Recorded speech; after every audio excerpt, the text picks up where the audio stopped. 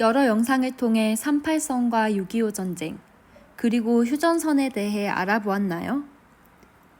5학년 사회 시간에 배웠던 내용이 새록새록 기억나기도 하고 우리 민족이 겪은 슬픈 역사에 마음이 무거워지기도 했을 것 같아요. 이번에는 분단 이후 남북한이 어떻게 교류하며 지내왔는지를 살펴보도록 하겠습니다. 총 6가지 사례에 대해 알아보겠습니다. 이산가족의 만남, 개성공업지구 운영, 결의말 큰 사전 편찬, 남북 합작 만화, 남북회담, 남북 단일팀 세계대회 출전입니다. 차례대로 살펴보며 알아보도록 하겠습니다. 먼저 이산가족의 만남입니다. 이산가족이란 본의 아니게 흩어지게 되어 서로 만날 수 없게 된 가족을 말합니다.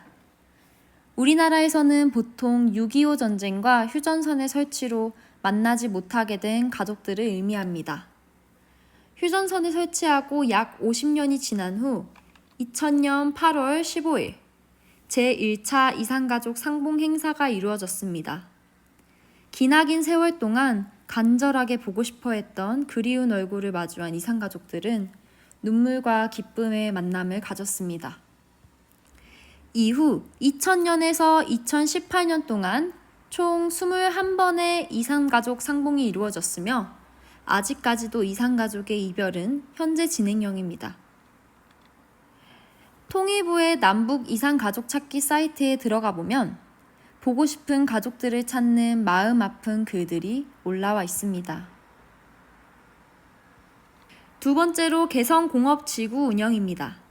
개성공업지구는 북한의 개성특별시에 지어졌으며 여러 공장들이 모여 있는 곳입니다.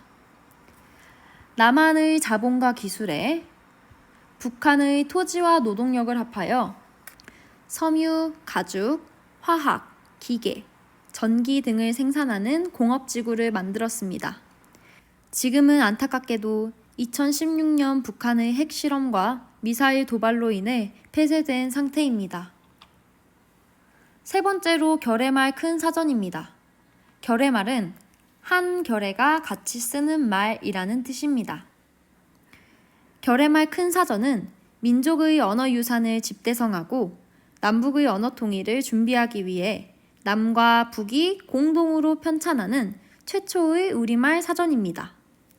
남과 북은 같은 언어를 사용하지만 70년의 분단의 시간 동안 어휘나 발음, 억양, 맞춤법에 많은 차이가 생겼습니다.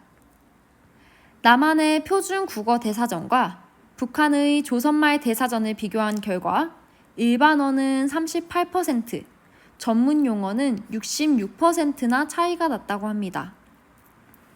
따라서 남북의 교류 과정이나 통일 이후의 의사소통 과정에서의 어려움을 해소하기 위해 결의말 큰 사전 편찬이 시작되었습니다.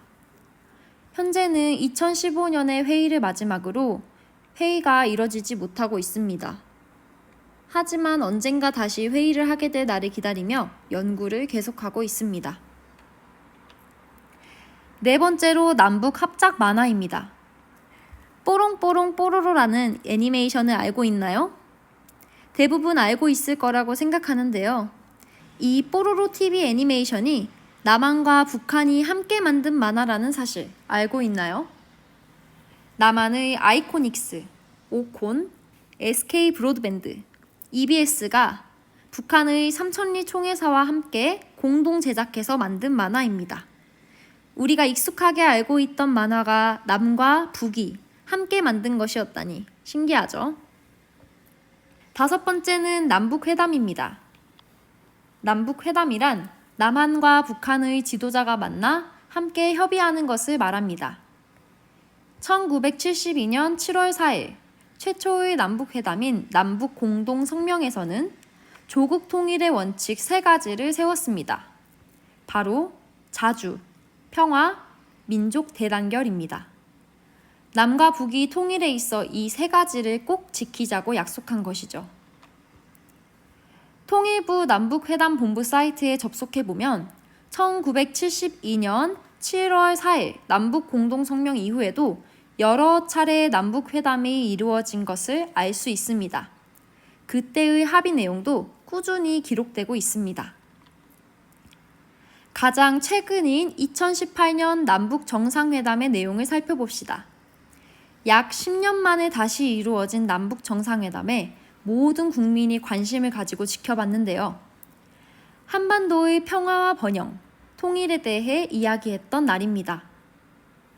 핵 없는 한반도를 만들 것을 약속했으며 4월과 5월에는 판문점에서 남북 정상회담이 이루어졌지만 9월에는 북한의 평양에서 남북 정상회담이 열렸습니다. 또한 남북 공동연락사무소를 개성 지역에 설치했습니다. 하지만 올해 6월 북한에서 남북 공동연락사무소를 폭파했고 많은 사람들이 안타까워했습니다. 또한 8.15 이산가족 상봉에 대한 내용도 있었습니다. 실제로 금강산에서 이산가족 상봉이 이루어졌으며 헤어진 가족들은 소중한 얼굴을 보며 행복한 시간을 보냈습니다. 마지막으로 남북 단일팀 세계대회 출전입니다. 남한과 북한의 운동선수들이 함께 팀을 이루어 세계대회에 나가는 것입니다. 여러 사례가 있지만 그중 몇 가지를 살펴보면 먼저 1991년 치바 세계 탁구 선수권 대회에 출전한 탁구 단일팀 코리아가 있습니다. 이때가 최초의 남북 단일팀이었습니다. 또한 2018년 자카르타 팔렘방 아시안게임에서는 카누 단일팀이 500m 금메달을 획득하는 쾌거를 이루었습니다. 같은 해에 치러진 장애인 아시안게임에서도 남북 수영 단일팀이 동메달을 획득하며 좋은 소식을 안겨주었습니다. 지금까지 6가지 사례를 통해 남한과 북한의 교류에 대해 알아보았습니다. 그럼 마지막 활동으로 넘어가 봅시다.